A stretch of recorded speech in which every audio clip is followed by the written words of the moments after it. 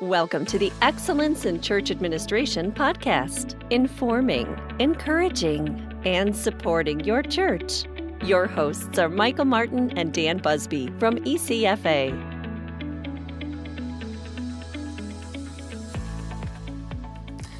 Hello, everyone, and thanks for tuning in to this very special interview for the ECFA podcast. I have the privilege of spending a few minutes here with Michael Blue, the Executive Director and General Counsel of the Ron Blue Institute. So our conversation today is all about stewardship, what it is and what it is not, and the need for your church to have leaders who are intentionally focused on ministering in this area. But before we jump in, I do want to just say a big thank you, Michael, to you for joining us. You and your father, Ron Blue, and really your entire family have been such a gift to the body of Christ. I know I say that on behalf of so many of us, and you've just been such a friend to ECFA over the years, and we appreciate you so much. So, Michael, why don't you just get us started here by sharing, maybe for those who aren't as familiar, a little bit about you and the ministry of Ron Blue Institute. Absolutely. Well, thanks for having me, Michael. It really is an honor to get to be with you. I've been familiar with your ministry for a long time, and we love what you do at ECFA, and know so many churches and ministries have been blessed by what you guys do. So, on behalf of all of us, just thank you for all that y'all do. Hey, well, thanks, Michael. It is really our pleasure to serve. But to answer your question, the Ron Blue Institute began, it's actually fairly new. It began about 4 years ago. And as most things go, you end up with a large stated goal. But we really, our desire is to be what we'll call a thought leader that influences the way Christians think, act, and communicate about their financial stewardship. And ultimately, that will result in empowering the church, the local church, to send people and to eventually change the world for Christ. So we desire to give biblical wisdom to the church body in a way that is practical and easy to apply, but in ways that can really affect their heart and change how they interact with money. So that's really who we are. Yeah, no, that's awesome. And you guys do such a great job, like you said, just in terms of not only being a thought leader, but being able to communicate what can be some pretty sensitive topics, and also some that can be more on the technical side. You guys do such a good job of communicating that in a way that really connects with people's hearts, and do that in a way that's easy to understand. So in many ways, I think as you and I have interacted over the years and talked, just really sensed a kindred spirit between ECFA and the ministry of Ron Blue Institute. And so just, again, privileged to have you guys here. And I know a lot of your focus at RBI really relates to stewardship, which is what we're here, to talk about for today's podcast. So maybe why don't we just get started, Michael, by defining or explaining to folks when you guys think about stewardship at Ron Blue Institute, what does that mean to you? How do we define stewardship? The interesting thing about stewardship, I think, over time, it's a beautiful word if you look back at how really what it means. But over time, I think in the church, it's begun to take on a different meaning. And people hear stewardship, they immediately think giving or perhaps a building fund or something like that. And so, in many ways, stewardship is a word that needs to be reclaimed in the church. And so when I think about stewardship, and when we talk about stewardship, our simple definition is the use of God-given resources to accomplish God-given goals and objectives. And so when you look back at the word steward, a steward literally means someone who is a keeper of a house. So it was, back in 11th, 12th century England, it was someone who was appointed to take care of the house of somebody else. And so when we think about stewardship, it's the act of doing that. And so as stewardship applies to our finances, it's the act of taking care of somebody else's money. But really, stewardship in our view is about more than just the money. It's about helping people have a mindset of how do I live into whole life stewardship, because everything that I have, all of my abilities, all of my education, all of my mind, and all of my resources have all been given to me by God. And so how do I use those in a way that honors the provider of those, and also is in line with the owner, which is God's view of how I should use those things. Well, speaking of which, yeah, that's such a good definition, and a lot of our listeners that are on the podcast, they are all, many of them leaders in local churches, and so what would be your recommendations for them, or how do we go about the process of maybe some people call it like a stewardship ministry, but how do we go about the process in our own local churches of being able to help impart, if you will, this biblical understanding of stewardship?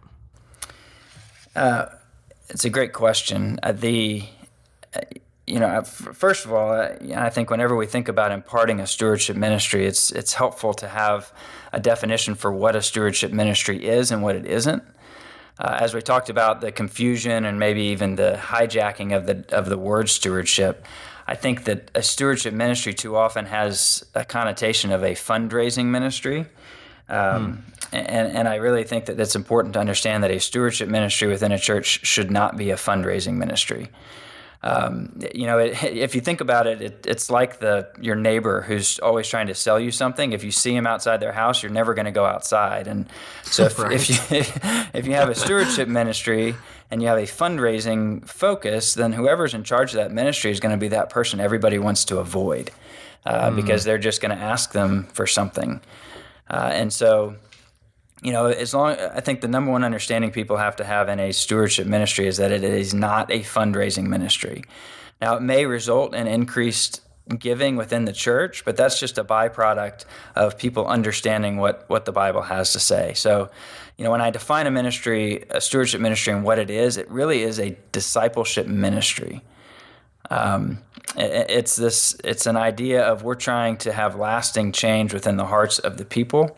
And so to me, it's a very fundamental discipleship type of ministry that deals with a heart. It's really not a technical ministry at all. There's some technical money parts of it, but if people don't understand the emotional and psychological aspects of money and how they relate to money, then the change really is not going to be lasting that people have in their lives. So just to close that thought for a quick second, a verse that always comes to my mind when I think of a discipleship or this type of a ministry comes from 2 Corinthians 12:14, and Paul says, "I seek not what is yours, but you." This 2 Corinthians has one of the great fundraising letters in all of the Bible in chapters 8 and 9, and so Paul's saying, "Look, I'm encouraging you to give." But it's not because I want your money. It's because I want your heart, and that's what God wants from our people. So we have to approach it by we want our people's hearts and them to grow closer to God through this. No, absolutely. That's very good. Just one thing I'm kind of thinking through here is, depending on, maybe a lot of the listeners that are out there, we've got folks that are serving with kind of the typical church in America of maybe 100 or less people, all the way to, some of the largest churches and ministries in America. Mm-hmm. And when you put it this way, in terms of, what is a stewardship ministry, I think these principles really apply, really no matter the size of our congregations or the scope of what we're doing. Would you tend to agree with that in terms of really this is such a key aspect of a church, no matter kind of where you fall at in terms of size or scope? Absolutely. I think, I think that this money area is an area that churches they tend to go in extremes. I think they either talk too much about it and it becomes people just kind of cringe when they walk in the doors, or they just don't talk about it at all. And perhaps the pendulum of time swings back and forth. And I think right now we're in a time where people just don't talk about it very often. And in my opinion, I think money is the biggest challenge to people living lives fully committed to God. I think it is such a hurdle in so many people's lives that they don't realize how deep-seated of an idol their money is and their lifestyle is and all these things. And so when it's not talked about and when everybody you look at around you is living exactly the same way, it's impossible, I think, for people to identify that they struggle with it in their own life. And it's really dangerous. I don't want to overstate it, but our relationship with money has such an impact on our relationship with God and others that if we don't address it well, then the world's going to address it. And we all know that the messages we receive on a daily basis in that way are not edifying to ourselves nor to the church body. Yeah, no, I couldn't agree more with that. Just kind of thinking about the culture that we live in today and all the messages that are surrounding us. I think as churches, we're kind of fooling ourselves if we think that if we, don't talk about these topics or we don't, pursue having a stewardship ministry, that somehow it's all just going to work out, right? Right. That's right. So. You hope they'll figure it out on their own. And, frankly, part of it is that I think it goes all the way through church leadership where people just don't feel comfortable with their own money and so end up not talking about it. Well, hey, Michael, I think I've seen in, some of the materials that you guys have, great materials that you put out over the years, that you've talked about the 5 different categories of people, and these all start with S's. So can you tell us a little more about those 5 categories and how they relate to stewardship? Yes, absolutely. As you alluded to, we call them the 5 S's. They're struggling, surviving, stable, secure, and surplus. And if you've been around stewardship ministry, you may have seen these in one form or another. Thrivent Financial uses these same 5 S's. Christian Stewardship Network uses 3 different S's, and they all are fairly similar. But it's they identify the way we try to identify them is based on margin. So it's not so much how much you have and how many dollars are in your bank account, but how much margin you have, because that's really where the rubber meets the road in terms of how you are doing from a health perspective financially. So someone who is struggling is someone who's just underwater. They have more expenses than they do income, and that can happen to people who make a lot of money. It's remarkable to see, but it's oftentimes happens at a lower economic level. But so you have those who are struggling just to find food, if you will, or make their bill payments each month. And then you have surviving, and those are type of people who are just living paycheck to paycheck. Stable is people who have a little bit more and are able to save a little. Then secure, you're saving for long-term goals. And finally, surplus, you're able to really take and save for even further, pay off your mortgage and do things like that. So it's all really based on how much margin you have in your life and in your finances. So we try to talk about how each one of these categories has different needs within a stewardship ministry. And so often what we see, the stewardship materials really focus on your struggling and surviving and perhaps some into stable. And so I think a healthy stewardship ministry is going to minister to all 5 of those levels. And frankly, people worry about dealing with the surplus person, the person who has a lot of extra.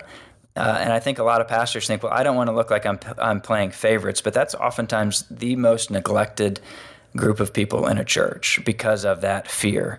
And so those people often are very lonely and have no answers and aren't being coached and taught what the Bible has to say about their finances. So we try to help people see, look, you need to be dealing with all 5 of these areas because everybody has struggles, and it all really comes back to our heart relationship to money. No, that's really true. And I guess as you're sharing that, what immediately comes back to for me personally is I just think about, all the different stories in the New Testament about Jesus, and how he felt so comfortable around all types of people throughout society, regardless of their status. So he was really a great model for us, I think, in that area. Absolutely. Awesome. Well, now that we've laid kind of the biblical foundation for this topic, Michael, I think let's take a quick break, and we're going to hear from Tracy on our church engagement team with a great free resource that you guys are offering to all of our podcast listeners called The 4 H's of Financial Wisdom. We'll be right back. Well, what a great discussion so far on the topic of stewardship. The Ron Blue Institute has provided ECFA with an interactive infographic worksheet titled The 4 H's of Financial Wisdom. It breaks down our heart, health, habits, and hope in an effort to guide our mindset toward a God owns it all philosophy. Get yours free by connecting to churchexcel.org and visiting the Gift Administration section of the Knowledge Center. If you would like to engage more with the Ron Blue Institute, visit ronblueinstitute.com for resources, videos, and wisdom for all of life's financial decisions. Well, now let's go back and continue this great stewardship conversation. Hey, well, thanks so much, Tracy. And we really do encourage folks to take advantage of this free resource. Again, it's the 4 H's of Financial Wisdom, and it's available on our ECFA website, both for our members and to the Church Excel community. So I guess now, we've kind of talked through, what is stewardship from a biblical perspective, and we've talked about, why churches, we've really addressed the why of having a stewardship ministry. Maybe just getting real practical here, Michael, for some of the churches that, you guys have worked with over the years. What tips do you have, what considerations for churches that are really just kind of thinking, how do we start? How do we get started taking the first step in having a stewardship ministry? So what we have found in working with churches and talking with groups that have done a lot of work with churches, and frankly, just anecdotally in my own church, is that unless whether it's called the senior pastor or, your elder team or your deacon board, whoever really is in charge of setting the direction of the church, unless that person or those people have really bought into this, it's not going to go very far. And so I always say step one is you've got to get your senior pastor on board. So if you're listening and you're not the senior pastor and you say, I want to get my senior pastor engaged, continue to pray for them, continue to give them opportunity to talk. But until they really buy into this ministry, it's not going to flourish how it really needs to. And the reason I say that is because I view a stewardship ministry as filtering through every single other ministry in the church. It's not just its own silo. It should be taught across every ministry within the church. So step one, I would say, is engage the senior pastor, elders, ministry leaders. And then once you've done that, you're going to start taking the real practical steps of identifying who the stewardship leader is. So whether it's hiring a pastor, or whether it's a lay person, or whether it's someone who's already there, you need to identify the person who is going to lead this ministry.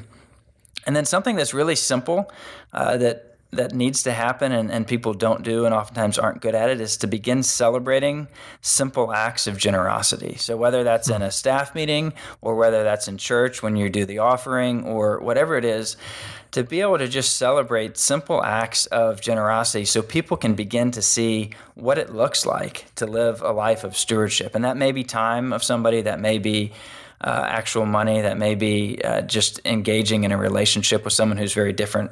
It doesn't have to look like a financial transaction. But, I just to take a brief tangent, I think sometimes you hear a little pushback on this area of celebrating stories because, the Bible says in giving, we shouldn't let our right hand know what our left hand is doing.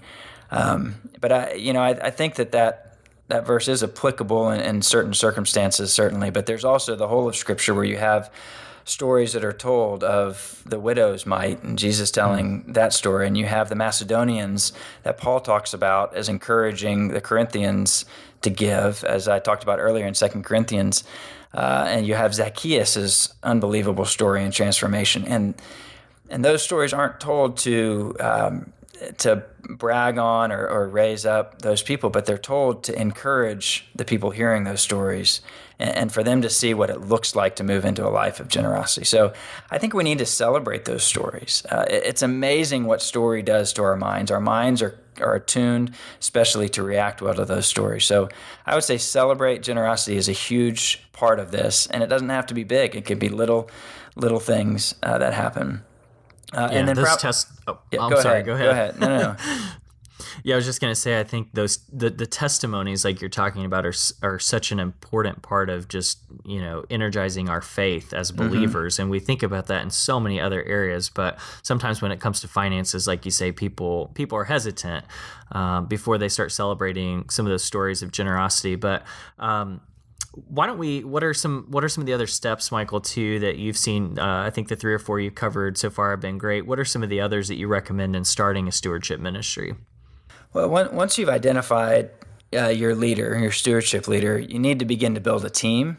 And this is a really important aspect because this leadership team is going to lead in places that the pastors can, or the full-time layperson is. It needs to be spread out. So you're looking for a leadership team of, say, 3 to 8 folks, and it's really important that they're very spiritually mature and very financially mature.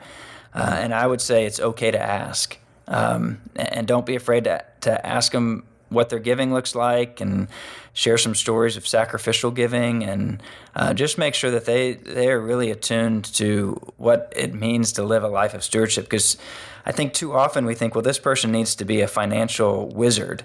And so you look for people who are in financial planning, or who are an accountant, or somebody that's has a mind towards finances. And while that's important, what's most important is that they have a heart for generosity. And so it may come in very different packages than what you're expecting. You can train them how to handle the technical aspect. It's not that hard for what we're talking about here. And then a couple other steps. I would say if in larger churches, if you're unfamiliar with Kingdom Advisors, it's a group that trains financial planners and other financial professionals in giving biblical advice. And so they have monthly study groups that are just videos, plug and play. I would encourage you to begin to cultivate those people within your church, because those are the people that you're going to have, that you're going to want well equipped to refer people out to. And then have an event. Kick off with a sermon series, start a Bible study, do something that is a big kind of church-wide event to kick it all off. And then from that point on, you're just kind of going and looking for opportunities to integrate the ministry all throughout the church. Well, Michael, maybe kind of just taking a little bit of a sidebar here. One thing I'm curious about, I think those steps are really, really helpful. As you've seen churches that have started stewardship ministries, maybe let's celebrate some of their stories here a little bit, and just thinking through, maybe not even necessarily names, but what are some of the characteristics that you have seen in churches that have really embraced this message of stewardship and generosity? What are some of those characteristics that you've seen?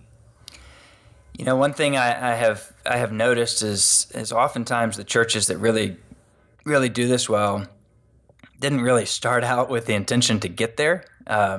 They started out with other ideas and kind of who they were. And so I would say one of the most important things is for the church to understand its vision and mission. Now, we're all called the Great Commission to make disciples, but there's, I think there are smaller missions within that, whether it's local, within the community, within a specific neighborhood, or even within a city or a country, or even sending people. So having a clear vision and mission for why it is the church exists, I think is a huge characteristic that creates generous churches, because people get excited to enter into those things that the church is doing. Beyond that, I think the churches that do this well are also really good stewards of their own finances.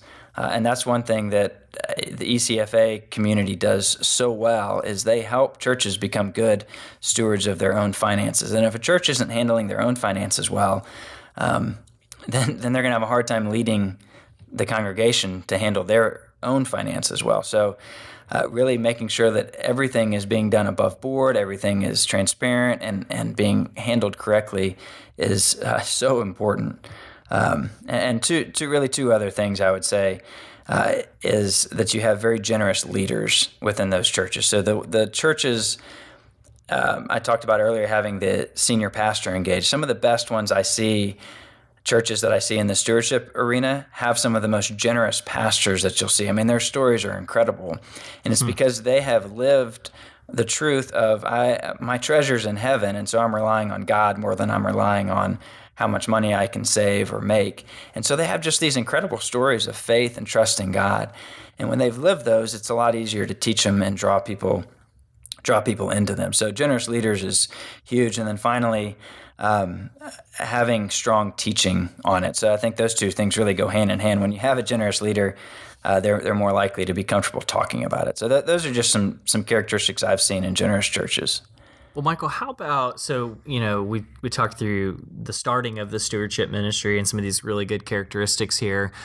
For churches that maybe have a stewardship ministry, or maybe they will have one someday, and they want to look back and maybe have some benchmarks or measures of success, how do we look at the ministries that are in place with our church? And I know it's going to vary somewhat from church to church, but how do you think that we should go about measuring success in this area?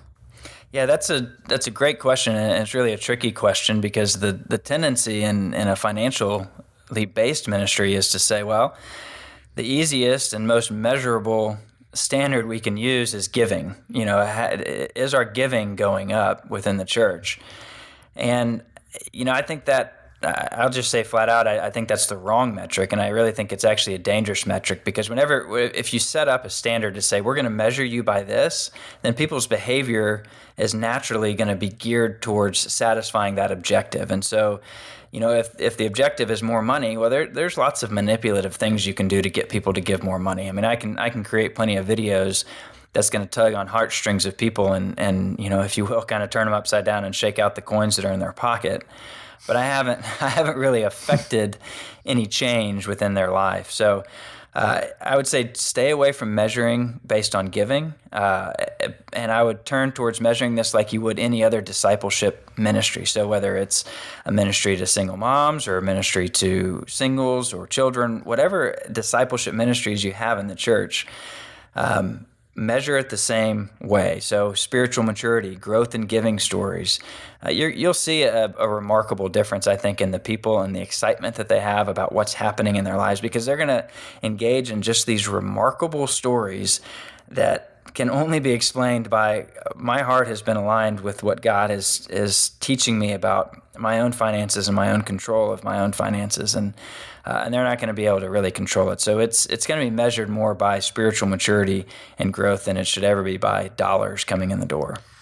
That's definitely true, and I think we're kind of here in the home stretch, and maybe save one of our clincher questions for last, but maybe this kind of helps tie it all together.